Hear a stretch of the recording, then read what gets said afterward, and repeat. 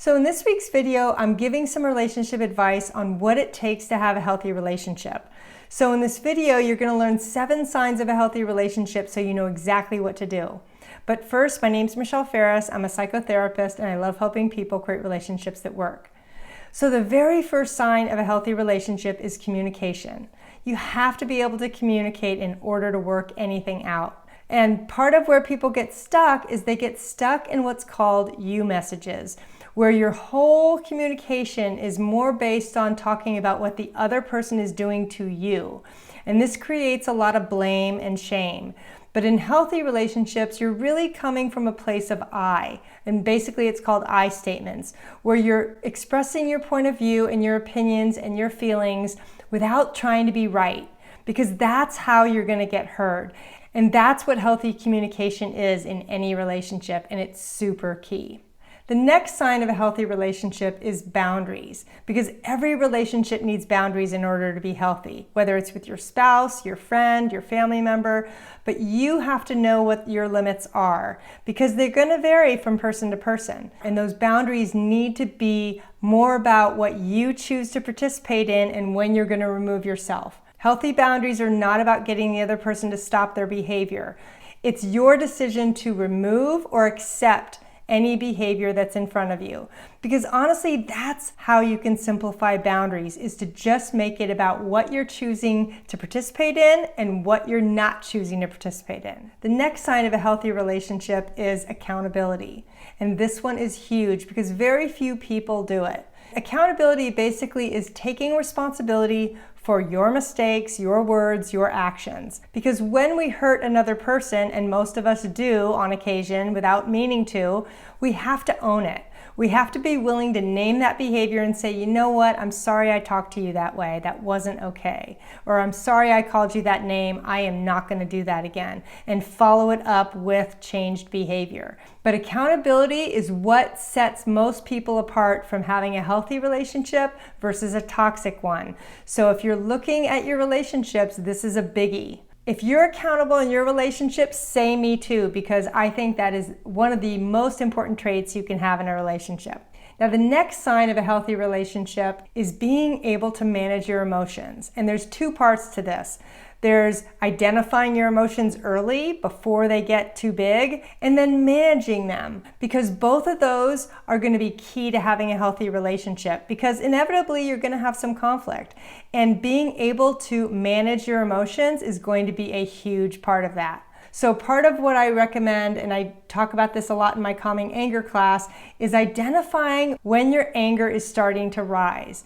What are those physical signs that tell you you're starting to get upset?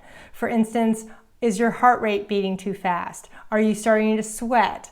Are you starting to pace? That can be a behavioral sign. But knowing what your early warning signs are as you're getting emotional is going to be key in being able to manage them. If you need help managing your emotions, say me too in the comments, because believe me, you are not alone. There's many people that come to me for that.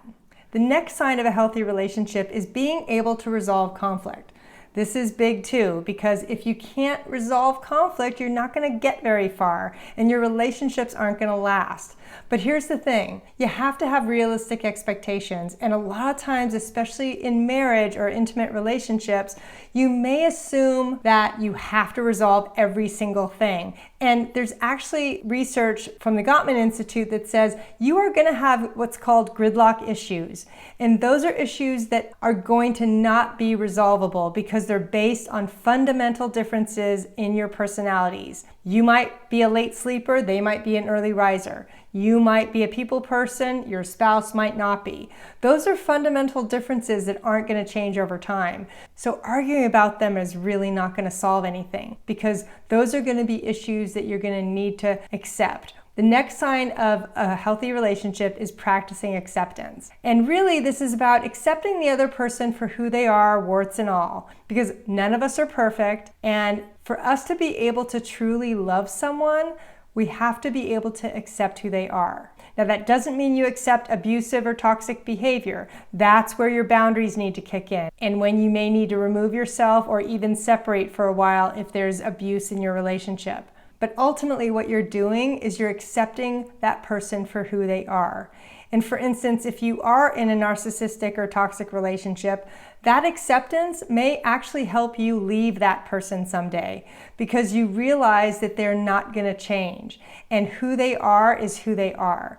And this is a very powerful concept from 12-step programs that I love incorporating in my work because there's a lot of relief when we practice acceptance because it helps us have more realistic expectations of the relationship.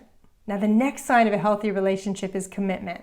This is where you commit to being that person's mate, family member, friend. You commit to showing up and being in that relationship. Because believe it or not, some people don't. Some people come in and the minute it gets tough, they're out. And part of what makes a healthy relationship is being committed to doing the work, being committed to being honest and trustworthy and making repairs if you've hurt the other person, or staying even when it gets tough, or even seeking therapy if the relationship is at an impasse and you don't know what else to do.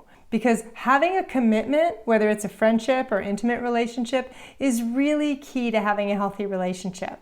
Now, the next step I want you to consider is, do you know how to assess your relationships? Who's supportive, who isn't? Because if you don't, get my free relationship checklists.